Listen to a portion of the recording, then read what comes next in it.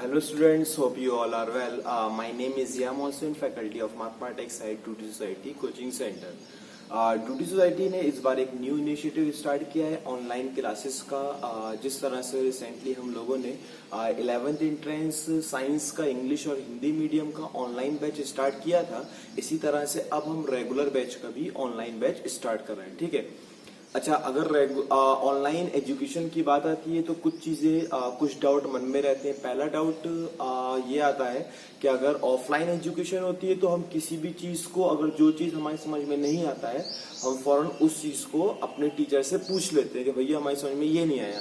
तो मन में डाउट होता है कि अगर ऑनलाइन एजुकेशन आएगा तो हम वो उसको किस तरह से पूछेंगे। ठीक है, तो उसके लिए आपको कोई टेंशन नहीं लेनी है। जो चीज आपकी समझ में नहीं आ रही है आप उसको मैसेज के थ्रू हमें सेंड करना, हम उसका आपको सॉल्यूशन बताएंगे कि वो चीज उस प्रूफ में कहाँ से आई है, मतलब उसका पूरा सॉल्यूशन बताएंगे। ठीक है, अच्छा, दूसरी चीज ये 9th रेगुलर का क्या इम्पोर्टेंस है 11th एंट्रेंस में, और 9th रेगुलर और 8th रेगुलर की मैथ में क्या फर्क है। ठीक है, उसकी बात करते हैं। अच्छा, जब हम 11th एंट्रेंस की बात करते हैं तो 11th एंट्रेंस में 9th रेगुलर का भी आता है और 10th रेगुलर का भी आता है। मतलब half of syllabus 9th regular का हाफ आता है और 10th रेगुलर का हाफ आता है। मतलब जितना इंपॉर्टेंट 10th क्लास है, 10th क्लास का सिलेबस है, इतना ही इंपॉर्टेंट जो है वो 9th क्लास का भी सिलेबस है।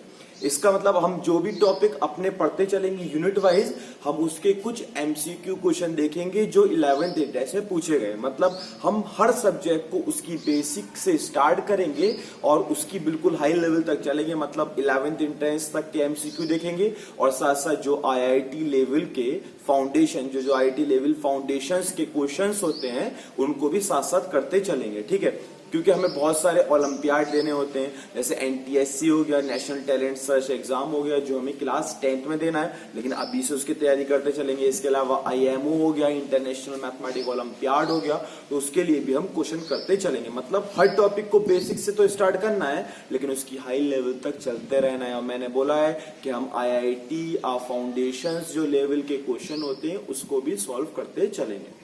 ठीक है ना, चलो अब बात कर लेते हैं कि अपना कि 9th रेगुलर का क्या सिलेबस है। ठीक है, तो 9th रेगुलर के सिलेबस को ना हमने 6 यूनिट में डिवाइड किया है। जैसे पहला वाला यूनिट आपका नंबर सिस्टम हो गया, सेकंड यूनिट आपका अलजेब्रा हो गया, थर्ड कोऑर्डिनेट ज्योमेट्री हो गया, फोर्थ आपका ज्योमेट्री हो गया, फिफ्थ मेंसुरेशन हो गया, सिक्स्थ स्टैटिस्टिक एंड प्रोबेबिलिटी हो गया।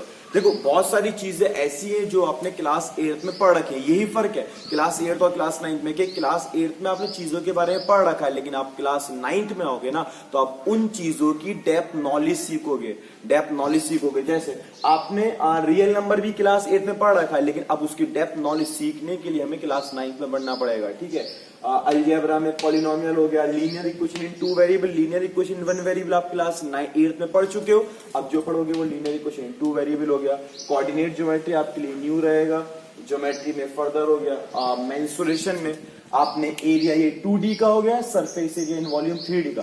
आपने ये दो चीजें भी पढ़ी है क्लास 8th में, जहां पे आपने सरफेस एरिया इन वॉल्यूम निकालना सीखा, क्यूब का, क्यूबॉइड का, या आपका सिलेंडर हो गया। लेकिन आप क्लास 9th में आए हो तो आप स्फीयर का भी सीखोगे, हेमी स्फीयर का भी सीखोगे। इसके अलावा आपका स्टैटिस्टिक एंड प्रोबेबिलिटी, स्टैटिस्टिक और प्रोबेबिलिटी भी जो क्लास 8th में पढ़ रखा है उसी का अपग्रेड वर्जन जो है वो क्लास 9th में। ठीक है, तो इसी तरह से हम टॉपिक वाइज स्टार्ट करते चलेंगे और हर एक के क्वेश्चन करते चलेंगे। जो आईआईटी लेवल के क्वेश्चन होंगे, जो एनसीईआरटी लेवल के क्वेश्चन होंगे, हर एक क्वेश्चन को ट्राई करते चलेंगे। ओके।